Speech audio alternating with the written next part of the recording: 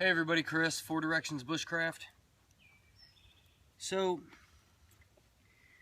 as we all know, the 4th episode of Alone played just the other day. Well, more than just the other day ago, but I'm a little late getting out here. I wanted to kind of talk about that one as well. I noticed that I had a lot of views on my other video about the Alone episode 1 through 3, so I wanted to do kind of a follow-up about episode 4. We have episode 5 coming up, obviously, this coming up Thursday, so in a few days or whatever, a couple days. And I just wanted to talk about the 3rd episode. So as I talked about last time, you know, you have to understand we're not out there. We don't know how it's going or what's going on. That's a given. So there's no telling how we would react in those situations. Plus, they're not showing everything. You know, they're cutting out a lot.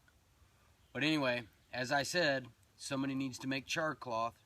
Mitch made char cloth and, you know, was able to dry tinder out, shave tinder down. He was working with little tinder bundles and making, you know, a coal out of char cloth. But I don't think it was charred cloth. I think it was actually charred, some kind of charred material, charred wood or something. Anyway, that's what you have to do. The more I watch it, it's like, the more I see that it's like people go out there and they forget what they've learned, or they forget to utilize every aspect of a certain situation, to utilize their resources and come up, adapt and overcome. Well, that's essentially what Mitch did, you know. He had that Altoids tin, you know, just like I carry, just like many of you carry, and did the charred cloth. I was screaming at the TV, you know, with Joe Robinette. He already had a fire. I was screaming at the TV, make char cloth, you know, you can stay out there. But again, we're not out there. We don't know. Plus he had a bear chasing him, for God's sakes. Anyway, it's a whole different story when you're out there all alone, like the show obviously says. But, you know, fire hardened spears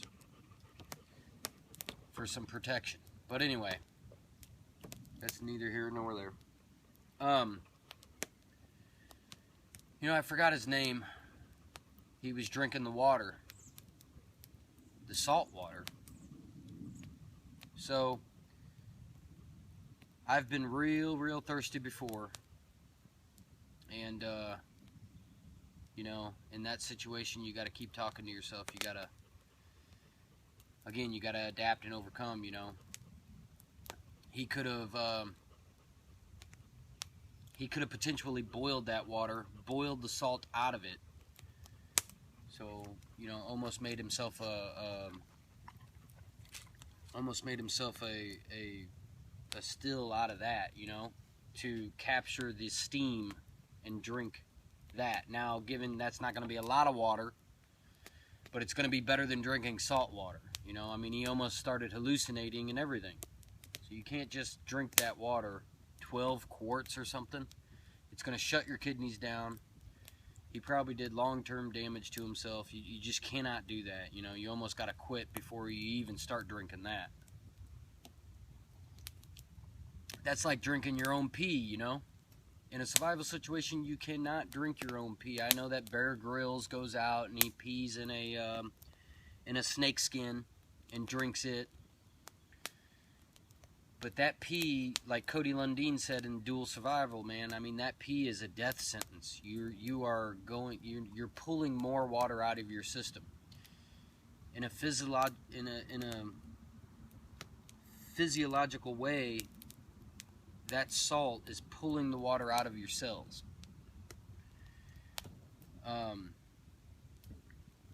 You know, in my career as a paramedic, we use 0.9% sodium chloride solution. That's an IV.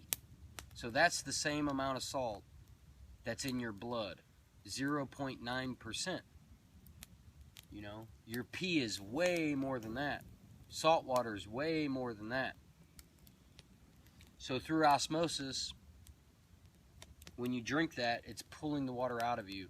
You guys probably already know that, and I just went on a big rant about it, but anyway,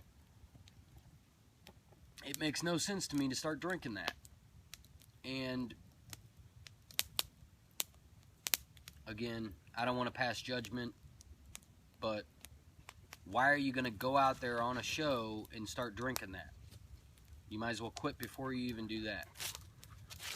Anyway, I was kind of frustrated with him, but again, you know, the mind will, if you get thirsty enough and hungry enough, the mind will talk you out of anything, you know, to get that.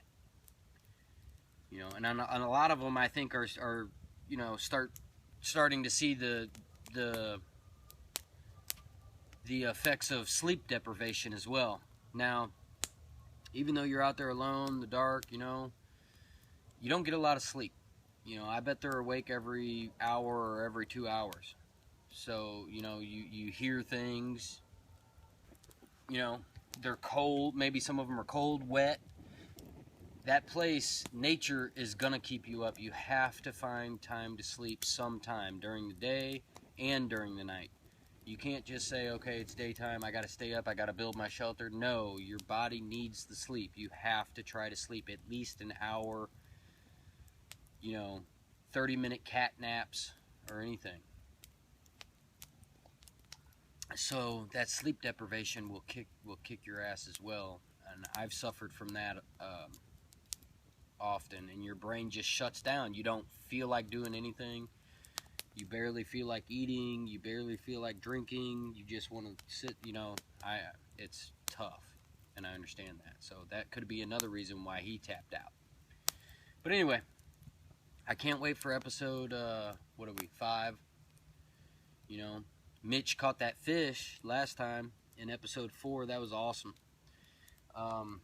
You know, he sunk that, and he went and checked it during the night, though. Man, I don't know if I would have done that. It takes big balls to do that, you know.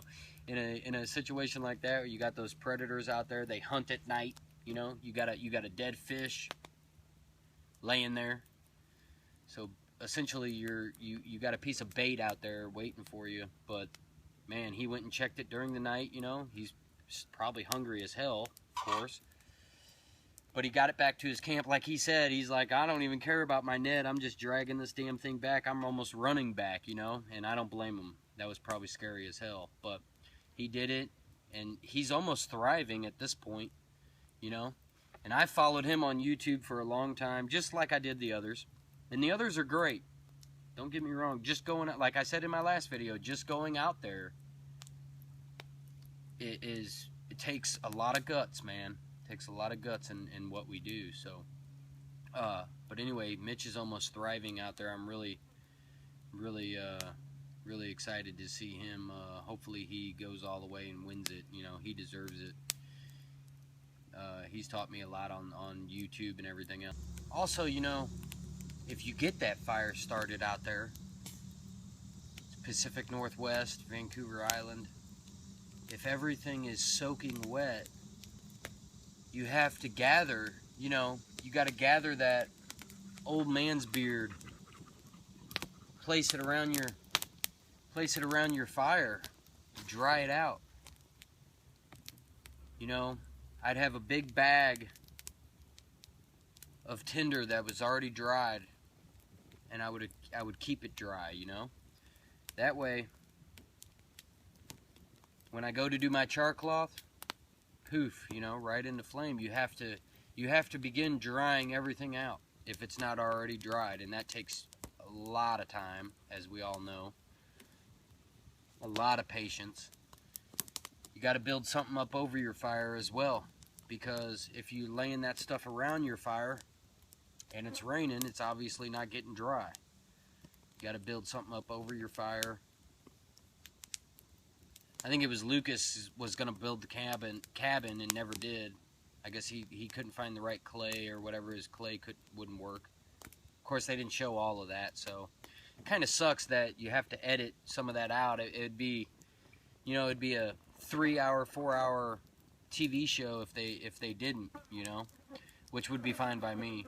I could watch that all day. But anyway, again, let's try not to tear it apart, even though we're sitting on the couch.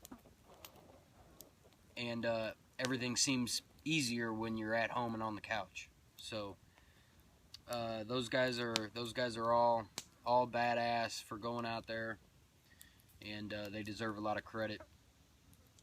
And it's a good and enjoyable show, you know.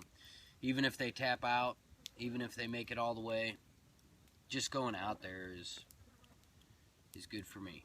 So them guys are awesome. So anyway, enough blah blah blah. This is Chris, 4 Directions Bushcraft, and thanks for your views, all your views, especially on my last alone video. I was surprised to see how many people, you know, actually wanted to listen to me talk about this.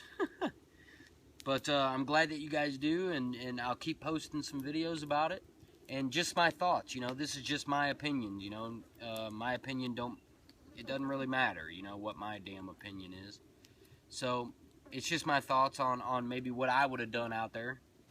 Or, you know, I've read a lot of your guys' comments, and I've seen a lot of your guys' views on Alone as well. And it's cool to see different ideas from different people, you know. It makes us better in what we do. So, anyway, you guys have fun out there. We'll see you on the next one.